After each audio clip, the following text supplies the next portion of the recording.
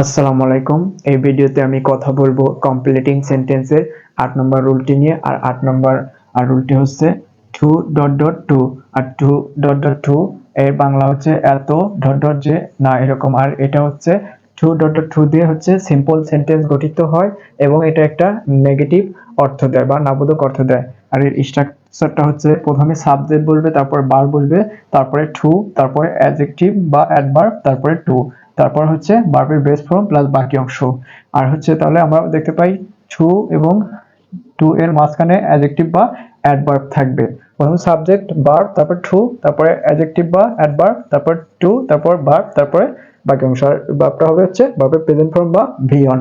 আমরা একটা এক্সাম্পলের মাধ্যমে দেখতে পাই, যেমন the student could not memorise the poem, যে ছাত্ররা কি কবিতাটা মুখস্থ করতে পারছিল না। ইট ওয়াজ টু ডিফিকাল্ট, এটা হচ্ছে কি অনেক কঠিন ছিল। তাহলে টু পরে অ্যাডজেক্টিভ আছে, তাহলে আমরা কি নিতে পারি, তারপর নিতে পারি হচ্ছে টু, তারপর মেমোরাইজ,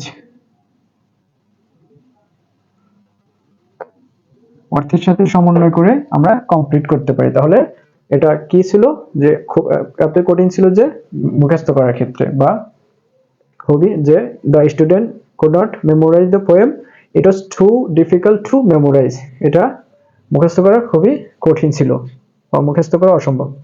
তারপর একটা এক্সাম্পলের মাধ্যমে আমরা দেখতে পারি, I am not a rich man, আমি হচ্ছে একজন ধনী ব্যক্তি না।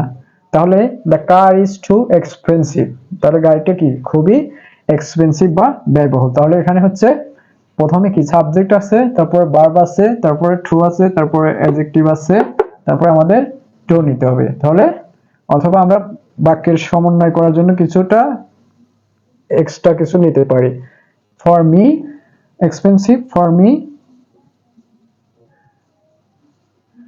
টু বাই, যে the car is too expensive for me আর টু বাই, যে গাড়িটা খুবই দামি যে আমার জন্য, বা গাড়িটা আমার কেনার সাধ্যর বাইরে। আশা করি বুঝতে পারছেন।